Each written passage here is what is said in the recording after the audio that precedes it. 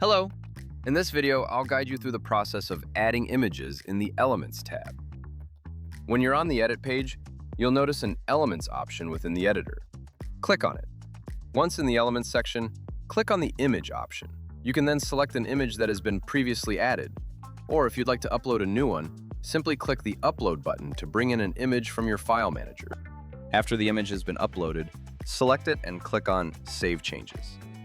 If you want to adjust the image's position, just click and drag it to your desired location on the slide.